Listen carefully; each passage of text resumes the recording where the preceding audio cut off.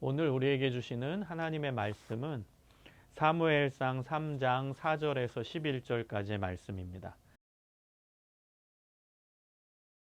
사무엘상 3장 4절에서 11절까지의 말씀을 함께 읽겠습니다. 여호와께서 사무엘을 부르시는지라 그가 대답하되 내가 여기 있나이다 하고 엘리에게로 달려가서 이르되 당신이 나를 부르셨기로 내가 여기 있나이다 하니 그가 이르되 나는 부르지 아니하였으니 다시 누우라 하는지라 그가 가서 누웠더니 여호와께서 다시 사무엘을 부르시는지라 사무엘이 일어나 엘리에게로 가서 이르되 당신이 나를 부르셨기로 내가 여기 있나이다 하니 그가 대답하되 내 아들아 내가 부르지 아니하였으니 다시 누우라 하니라. 사무엘이 아직 여호와를 알지 못하고 여호와의 말씀도 아직 그에게 나타나지 아니한 때라. 여호와께서 세 번째 사무엘을 부르시는지라 그가 일어나 엘리에게로 가서 이르되 당신이 나를 부르셨기로 내가 여기 있나이다 하니 엘리가 여호와께서 이 아이를 부르신 줄을 깨닫고 엘리가 사무엘에게 이르되 가서 누웠다가 그가 너를 부르시거든 내가 말하기를 여호와여 말씀하옵소서 주의 종이 듣겠나이다 하라 하니 이에 사무엘이 가서 자기 처소에 누우니라.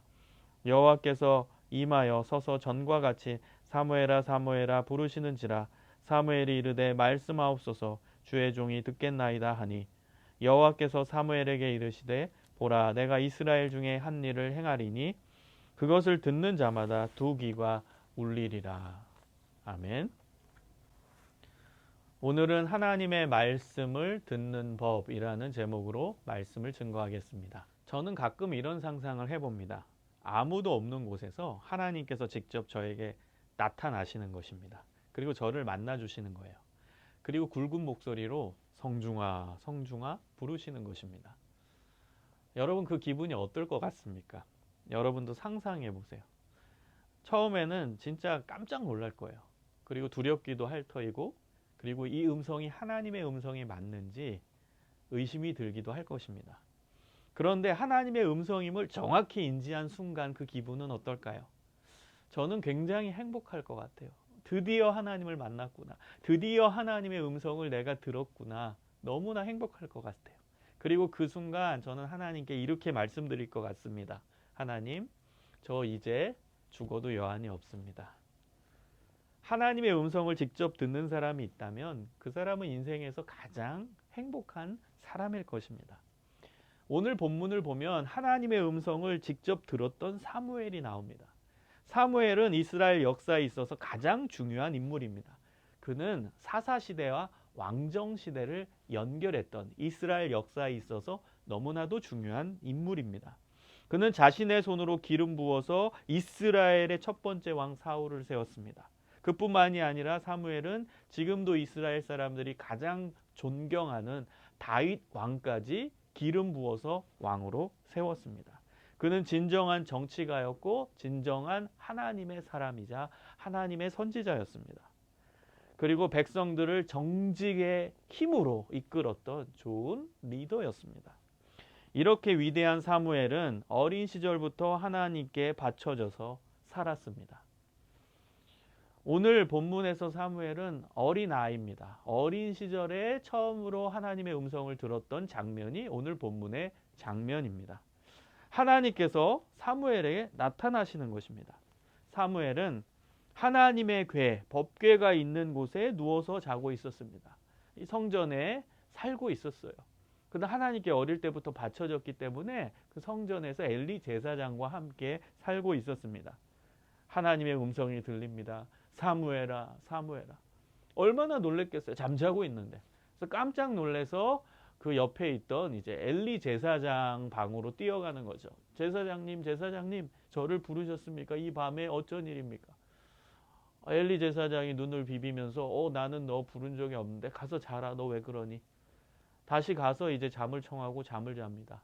그런데 또 음성이 들립니다. 사무엘아, 사무엘아. 또 깜짝 놀라서 이번엔 진짜 엘리 제사장님이 나를 부르는구나. 가서 엘리 제사장님 저를 부르셨습니까? 이번에도 안 불렀어. 너 왜 그래? 빨리 가서 자. 또 이제 누워서 잠을 청합니다. 자고 있는데 또 음성이 들립니다. 사무엘아, 사무엘아. 너무나 놀라워가지고 이게 무슨 음성이야? 엘리 제사장은 안 불렀다고 하고 아니야 부른 것 같아 이번엔 확실해. 또 갔습니다. 엘리 제사장이 이 3~4번 세 번째 사무엘이 오자 드디어 깨닫습니다. 드디어 하나님께서 사무엘에게 말씀하시는구나. 하나님의 음성을 사무엘이 듣기 시작했구나.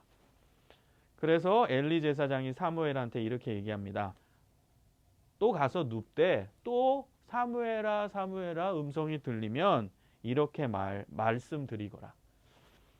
여호와여 말씀하옵소서 주의 종이 듣겠나이다. 사무엘의 심정이 어땠겠어요? 심장이 콩닥콩닥 뛰지 않았겠습니까? 하나님이 말씀하신다? 심장이 쿵쾅쿵쾅 이제 더 강하게 뛰기 시작합니다. 그리고 자기 처소에 돌아가서 이제 다시 잠자려고 합니다. 잠을 자려고 했겠습니까? 그 음성이 들리는지 안 들리는지 신경 쓰여서 어떻게 잠이 오겠습니까? 그냥 눈만 감고 있었겠죠. 음성이 들립니다. 사무엘아 사무엘아. 사무엘은 엘리 제사장이 말한 대로 반응합니다. 말씀하옵소서 주의 종이 듣겠나이다. 말씀하옵소서 주의 종이 듣겠나이다. 하나님을 향한 이 반응, 말씀하옵소서 주의 종이 듣겠나이다. 그 반응을 했더니 하나님께서 사무엘에게 귀한 메시지를 전해 주십니다. 그 메시지는 엘리 제사장의 아들들이 잘못을 했는데 엘리 제사장이 방관했기 때문에 하나님이 그 가문에 벌을 내리시겠다라는 무서운 이야기입니다. 무슨 뜻이죠? 이제 엘리가 그 당시에는 신앙적인 리더 역할을 했는데 이제 얘는 끝났다 이거예요. 그 리더로서의 역할은 이제 종료다. 하나님 앞에 온전히 서지 못하는 제사장이다. 그래서 이제는 사무엘 네가 이스라엘의 영적 지도자의 역할을 감당할 것이다. 하나님의 뜻대로 하나님의 방법대로 나라를 이끌고 영적인 역할을 감당할 리더로 너를 세울 것이다. 그 의미가 아니겠습니까? 사랑하는 여러분, 오늘 말씀을 통해서 하나님의 말씀은 어떤 사람에게 주어지는지, 하나님의 음성은 어떤 사람에게 주어지는지를 알 수 있습니다. 첫 번째는 여러분, 하나님의 말씀은 순수한 사람에게 주어집니다. 여러분, 순수함의 의미는 때가 묻지 않았다라는 거예요. 즉 욕심이 없다는 의미입니다. 사무엘은 아직 어렸어요. 어렸기 때문에 세상의 때가 묻지 않았습니다. 세상적인 욕심이 없었습니다. 그러니까 이러한 순수한 사무엘에게 하나님께서 역사하시고 말씀하시는 겁니다. 여러분, 예수님은 마태복음 18장 3절에 다음과 같이 말씀하십니다. 이르시되 진실로 너희에게 이르노니 너희가 돌이켜 어린아이들과 같이 되지 아니하면 결단코 천국에 들어가지 못하리라. 여러분, 어린아이의 특징이 무엇입니까? 순수하다라는 거예요. 때가 묻지 않았다라는 것입니다. 욕심이 없다는 것입니다. 하나님께서는 세상적인 욕심이 없는 그 상태가 될 때 강력하게 역사하시는 거예요. 그 사람에게 임하시는 거예요. 천국이 욕심 없는 자의 것이 되는 것입니다. 마태복음 5장 3절 이하에 보면 팔복이 나오죠. 팔복의 첫 번째가 무엇이죠? 마음이 가난한 자는 복이 있나니 천국이 그들의 것이며. 마음이 가난하다라는 게 무엇이겠습니까? 세상적인 욕심이 다 빠져나간 상태인 거예요. 그래서 하나님만 의지하는 상태. 그 상태가 바로 마음이 가난한 상태인 겁니다. 그 상태가 될 때 천국이 임하는 거예요. 그 상태가 될 때 천국 백성이 되는 거예요. 그 상태가 될 때 그 사람 마음 가운데 천국이 임하는 것입니다. 천국이 그들의 것이며. 저는 학생들을 데리고 수련회를 많이 인도하는 사람입니다. 청소년 학생들을 데리고. 그런데 놀라운 것은 그들은 너무나 쉽게 하나님을 만나요. 정말 간절하게 기도하면 하나님을 뜨겁게 만나고 성령 충만함의 역사들이 일어납니다. 왜 그럴까요? 그 이유는 다른 데 있는 게 아니라 그 아이들, 청소년 아이들은 아직 마음이 순수하기 때문입니다.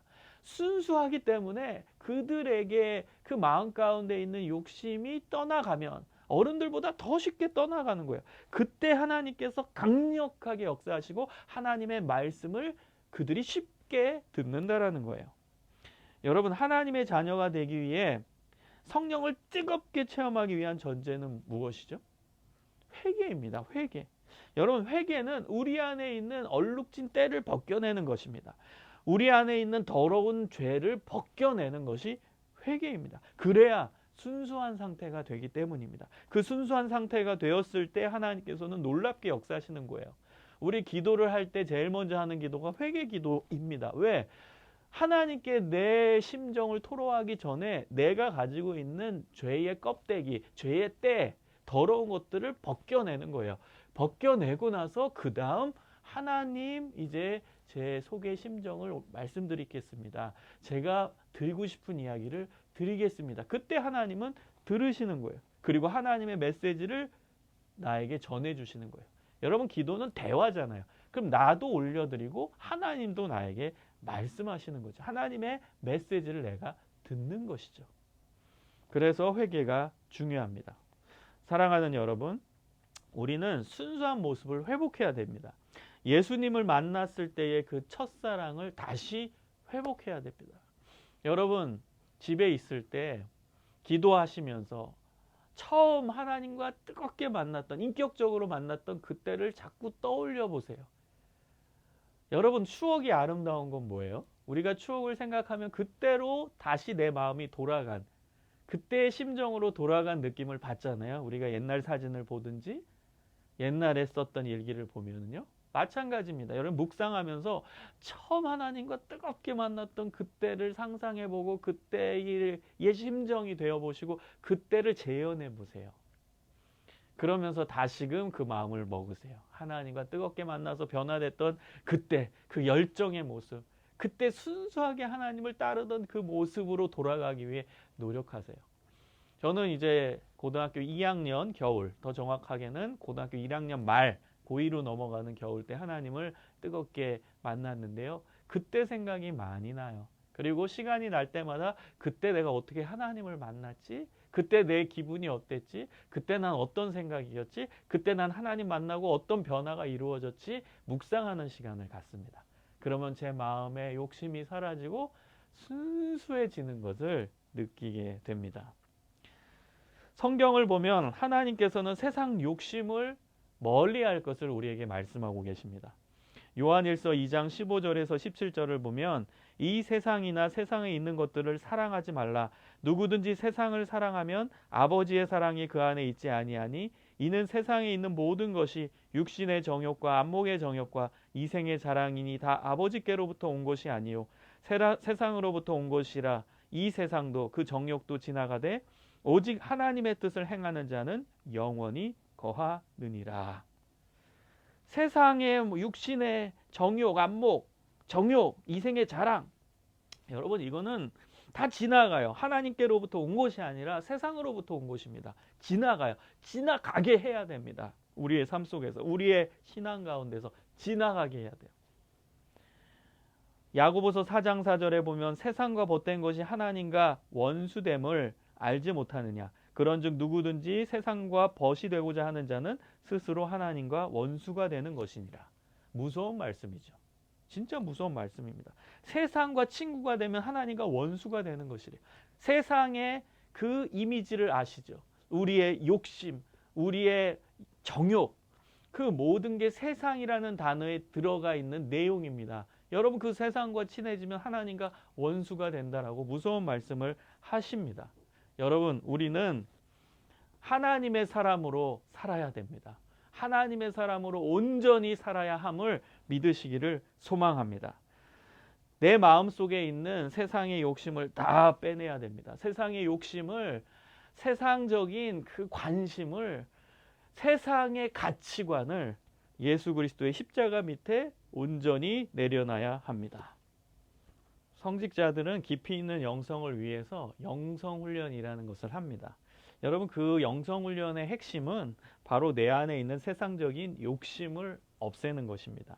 세상적인 욕심을 내 마음속에 없앨 때 예수님께서 역사하시고 예수님의 말씀이 그때 들려지는 것입니다.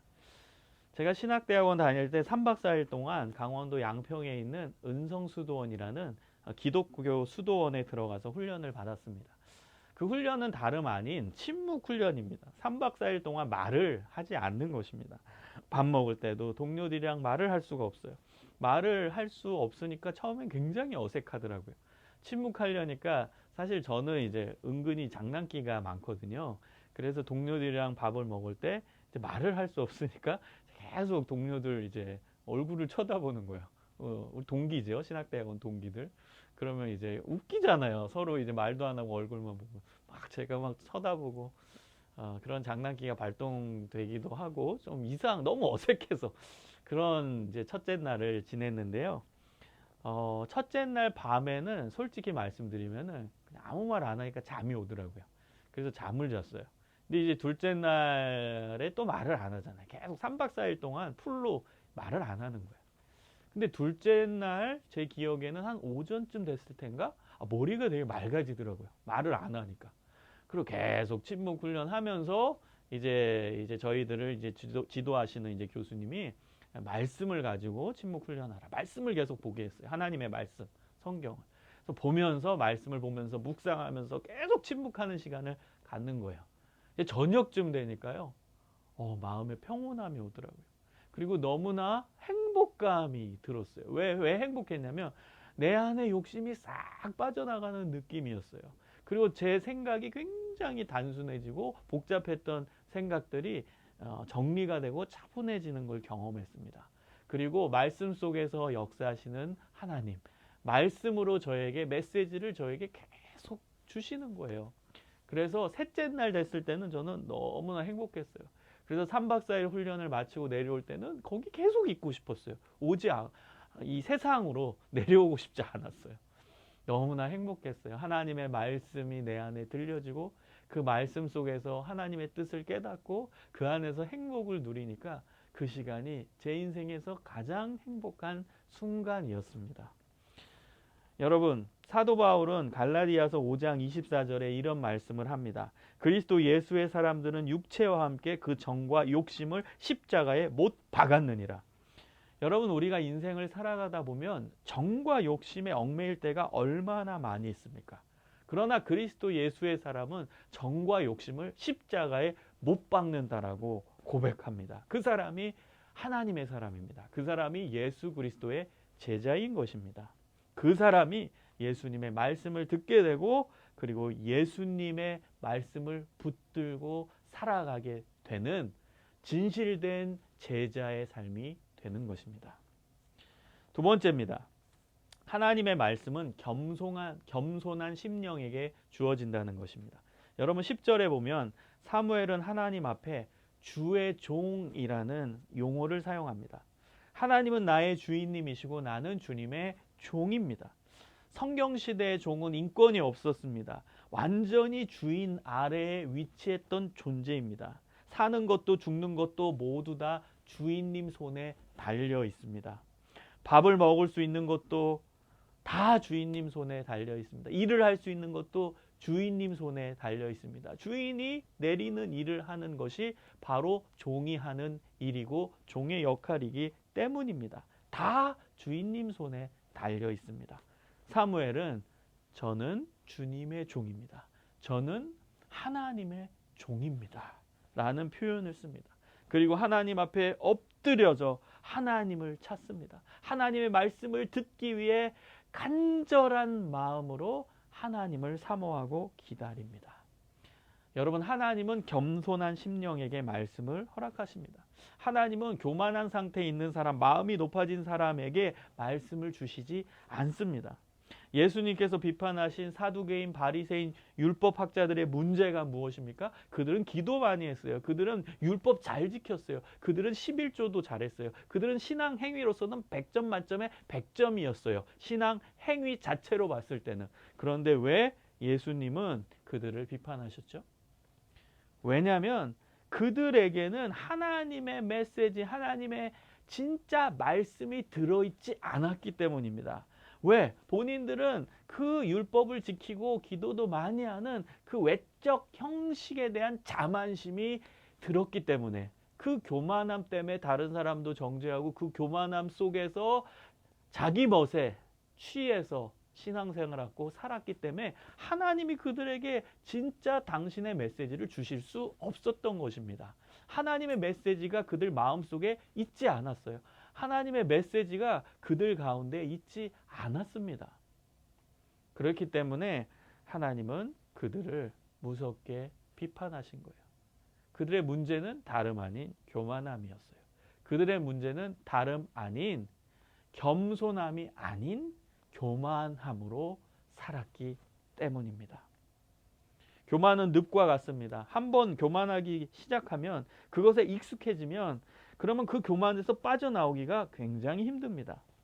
여러분, 교만을 예전에 한번 설명을 드렸죠. 진짜 교만함이 뭔지. 그것은 창세기에 나오는 선악과 사건과 연결이 됩니다. 여러분, 하와한테 이제 뱀이 유혹하죠. 이 선악과 먹으면 너희 눈이 밝아져서 하나님과 같이 된다. 여러분, 하나님과 같이 되는 게 교만입니다. 그래서 교만은 너무너무나도 무서운 죄입니다. 하나님과 같이 된다. 돌려 얘기하면 내 인생에 하나님이 필요 없게 된다. 내가 내 인생의 주인이다. 내가 하나님 위치에 올라가고 내가 내 인생의 주인인데 왜 하나님이 내 인생에 필요하게 되느냐는 거예요. 필요 없겠죠. 그게 교만이에요. 그게 무서운 죄입니다. 그것이 하나님께서 가장 경멸하는 죄입니다. 하나님의 권위에 도전하는 죄이기 때문입니다. 여러분, 근데요, 바리새인과 율법학자, 사두개인 같이 신앙생활을 하면 그 교만함에 빠질 수 있어요.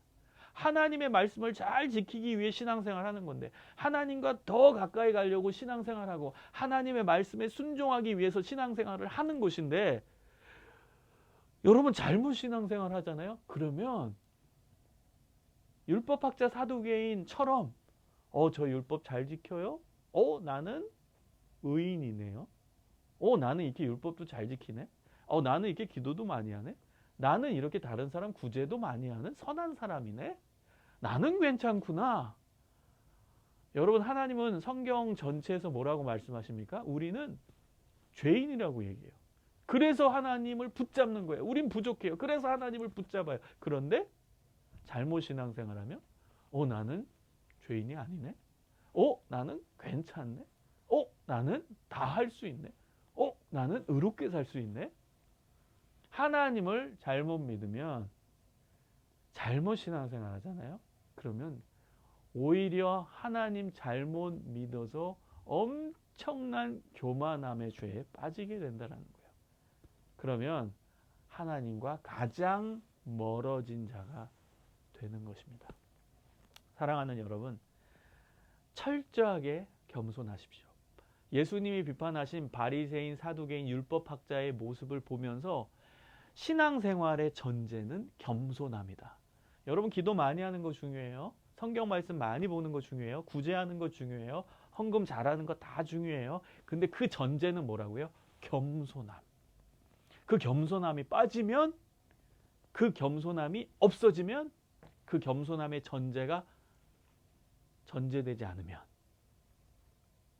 그럼 무서운 교만함의 죄에 빠질 수 있어요. 하나님을 잘 믿으려다가 잘못해서 교만함의 죄에 빠질 수도 있게 되는 것입니다.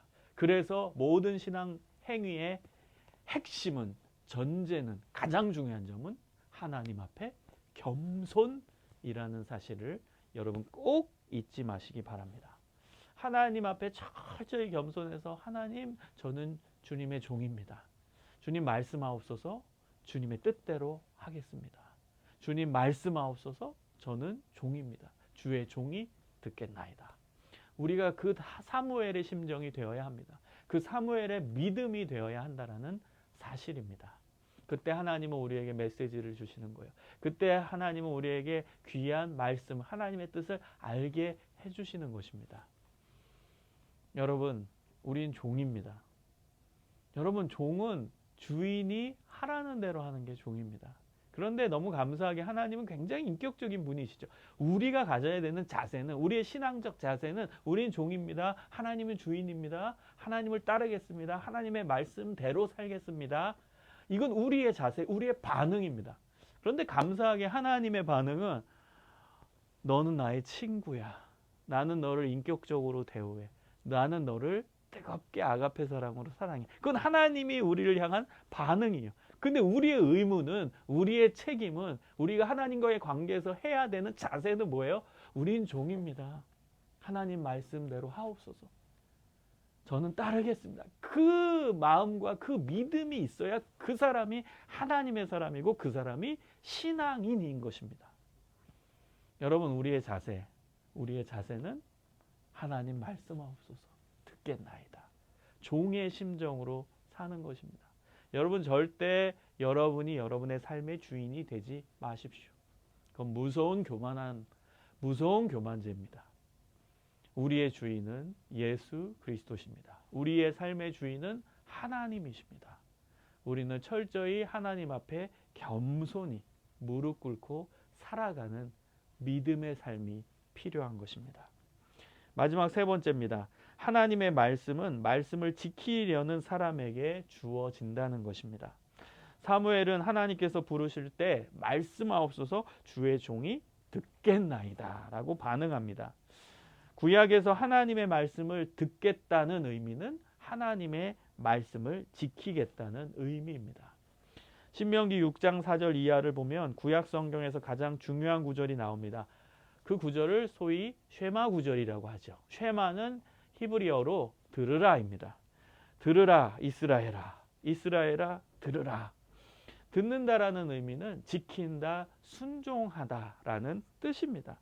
그래서 하나님 말씀을 들어라. 그럼 돌려 얘기하면 뭐라고요? 하나님의 말씀을 지켜라. 하나님의 말씀에 순종해라. 그 의미입니다. 신명기 6장 4절 그 들으라, 지켜라, 순종해라. 그 명령의 내용은 마음을 다하고 뜻을 다하고 힘을 다하여 내 하나님 여호와를 사랑하라입니다. 여러분, 우리가 하나님의 말씀을 듣고 순종해야 하는 가장 중요한 내용은 내 마음을 다하고 뜻을 다하고 힘을 다하여 우리 하나님을 사랑하는 것입니다. 그 명령을 지키는 것이 가장 중요한 것입니다. 그것이 하나님의 말씀을 듣는 자의 삶입니다. 하나님의 말씀을 듣는 사람, 하나님의 말씀을 순종하는 사람, 하나님의 말씀을 지키는 사람인 것입니다. 근데 그 하나님의 말씀, 들어야 하는, 지켜야 되는, 순종해야 되는 하나님의 말씀의 가장 중요한 말씀은 뭐라고요?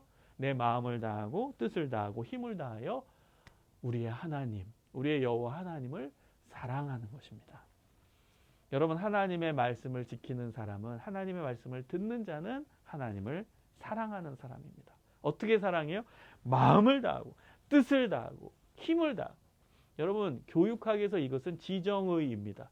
우리의 전인격을 뜻합니다. 전인격을 다 바쳐서 내 머리로도 내 가슴으로도 내 마음으로도 내 의지로도 하나님을 뜨겁게 사랑하는 것. 그것이 바로 하나님의 말씀을 듣는 모습이고 그 사람이 바로 하나님의 말씀을 지키고 순종하는 사람의 모습인 것입니다. 여러분, 하나님의 메시지를 다 듣고 지키십시오. 성경 말씀을 묵상하고 말씀을 들으면서 순종하십시오. 설교를 들으면서 그 설교에 반응해서 순종하십시오. 말씀 큐티하고 묵상하면서 그 묵상한 말씀을 삶 속에서 지키고 적용하기 위해 정말 노력하십시오. 지켜야 됩니다. 순종해야 돼요. 그 사람이 하나님의 말씀을 듣는 자입니다. 그리고 그 하나님의 말씀을 그렇게 지키고 순종하는 자에게 계속적으로 하나님은 말씀을 주시는 거예요. 여러분, 당연하지 않겠어요?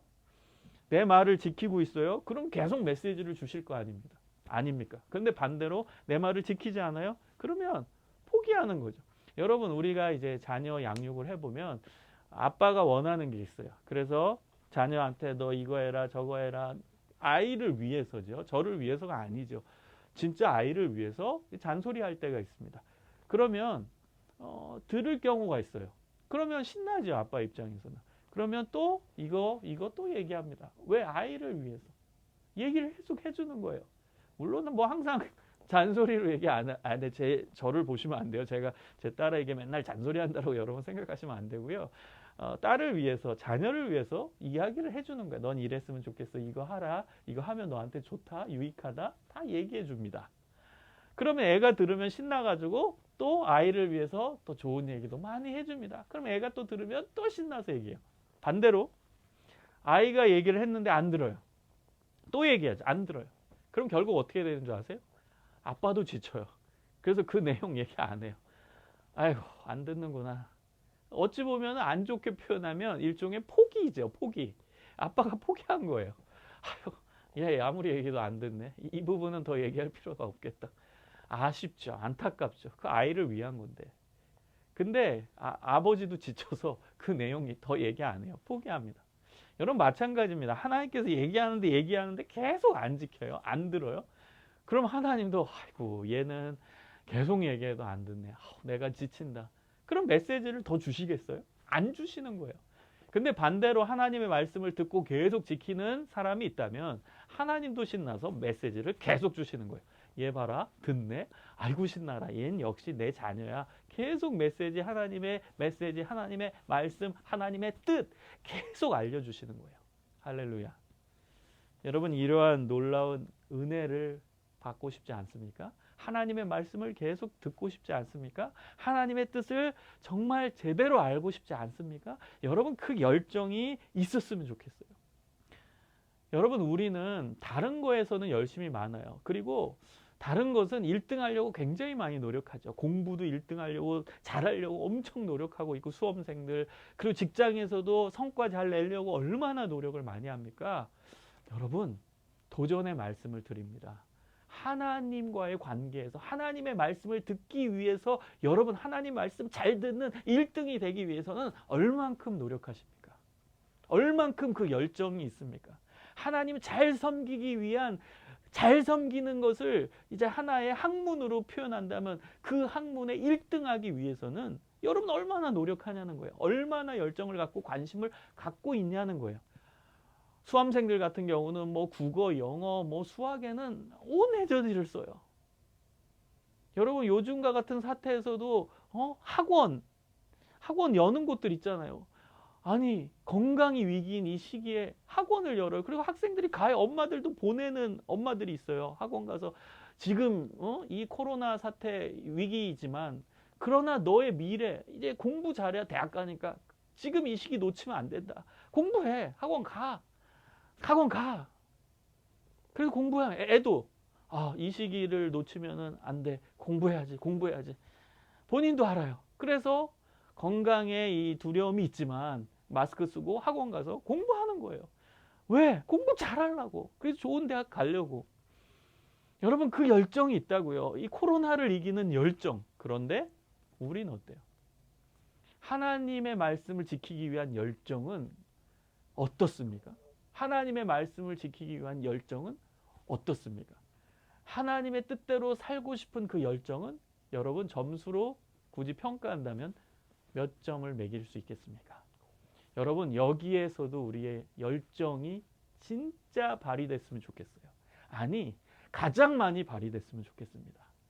여러분 직장인들은 직장에서 성과 잘 내려고 노력하는 그 열정보다 하나님을 잘 섬기고 하나님의 뜻대로 살려는 열정, 하나님의 말씀을 지키고자 하는 열정이 더 우선순위가 되시기를 간절히 소망합니다. 우리 공부하는 대학생들 같은 경우는 학점, 요즘 취업을 위한 학점이 너무나도 중요한데 그 학점을 잘 받기 위해 모든 에너지를 쏟는 열정보다 하나님의 말씀을 지키고 하나님의 뜻대로 살아가고자 노력하는 열정이 더 우선순위가 되고 더 크시기를 소망합니다. 마태복음 21장에 보면 두 아들의 비유가 나옵니다. 그 두 아들이 이제 아버지의 말씀을 듣습니다. 첫 번째 아들한테 오늘 포도원에 가서 일하라. 그랬더니 첫째 아들은 아버지의 말씀을 듣고 네, 가서 일하겠습니다. 근데 안 갔어요. 근데 둘째 아들을 불러서 너 포도원에 가서 일하라. 그렇게 얘기했더니 안 가요, 아빠. 안 가. 가고 싶지 않아요. 그런데 나중에 생각을 고쳐 먹습니다. 내가 아버지의 말씀을 들어야지.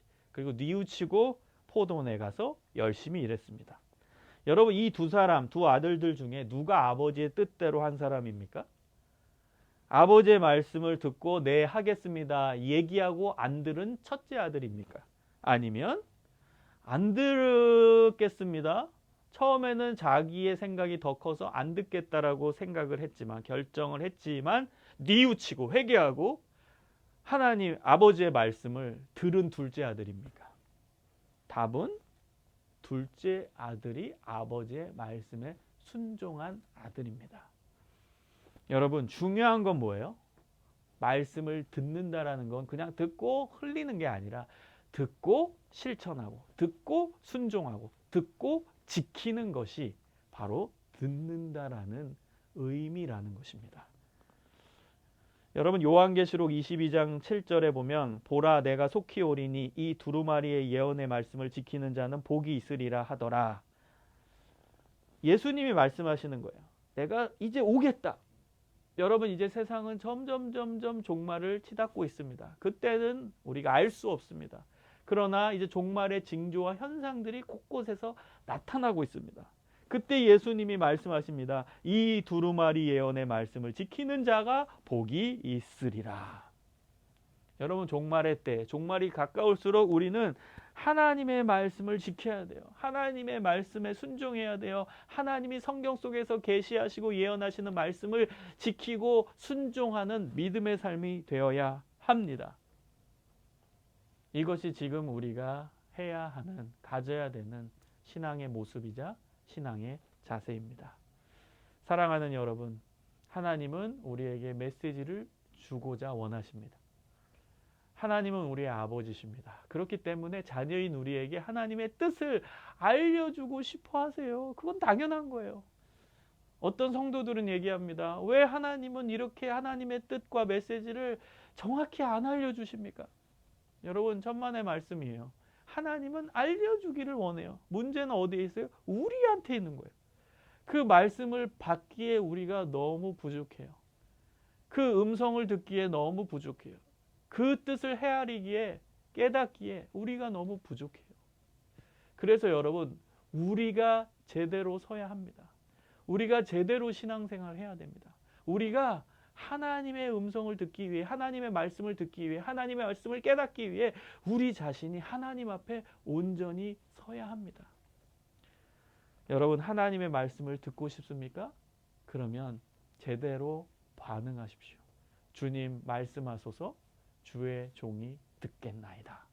우리는 철저히 겸손한 심령이 돼서 하나님의 음성을 사모하는 거예요.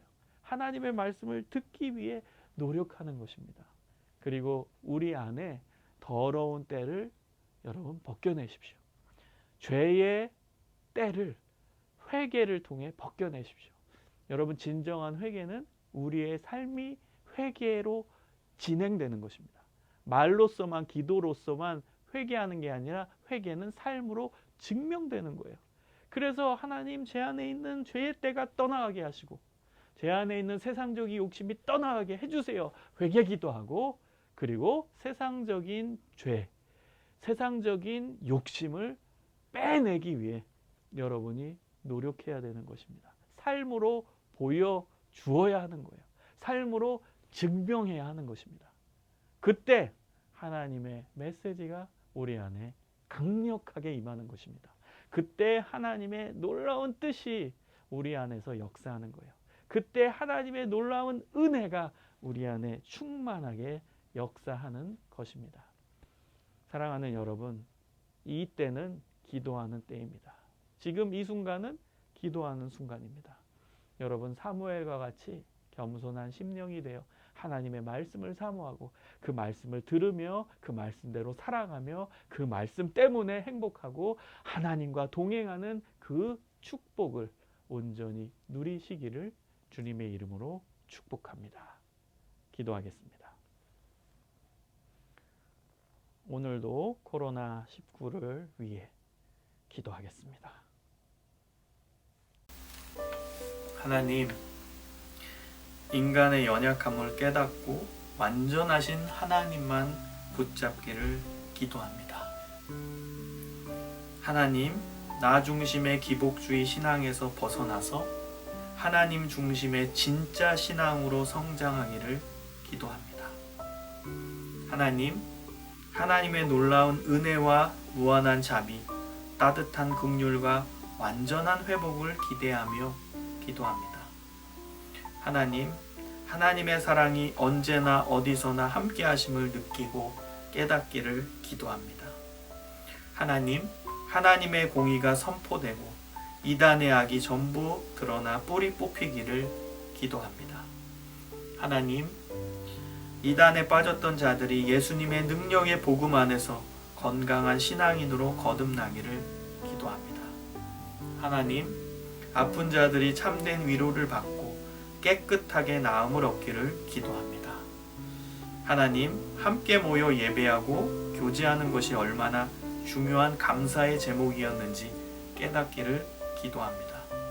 하나님, 어렵고 힘들 때 있는 자리에서 빛과 소금으로 살아가는 예수님의 제자 되기를 기도합니다. 하나님, 온 국민이 하나 되어 슬기롭게 위기를 극복하며 평화와 관용의 사회로 성숙해 가기를 기도합니다. 하나님 참으로 감사를 드립니다. 하나님의 음성을 듣기를 원합니다. 하나님의 메시지를 듣기를 원합니다. 하나님 말씀하옵소서.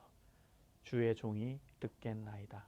하나님, 우리가 겸손한 심령이 돼서 주님의 뜻을 깨닫게 하시며 주님의 말씀을 듣게 하시고 주님의 말씀대로 실천하며 순종하며 지키며 살아가게 하여 주시옵소서. 지금은 하나님을 더욱더 찾을 때입니다. 지금은 더욱더 하나님의 말씀을 사모할 때입니다. 지금은 더욱더 하나님의 메시지와 하나님의 뜻을 듣고 순종할 때입니다. 이때 우리의 신앙이 더 빛날 때입니다. 하나님, 우리의 신앙이 빛날 수 있도록 온전한 신앙이 되게끔 인도하여 주시옵소서. 그리고 우리는 하나님 앞에 순수한 온전한 신앙인이 되기 위해 노력하게 하여 주옵소서. 이제는 우리 구주 예수 그리스도의 은혜와 아버지 하나님의 그 크신 사랑과 성령님의 인도하심과 교통하심과 복 내려 주심이 하나님의 말씀을 온전히 듣고 그 말씀대로 순종하고 지키고 하나님의 말씀을 따르기로 결단하는 믿음의 자녀들 가운데 이제로부터 영원까지 항상 함께하여 주시기를 간절히 축원하옵나이다. 아멘.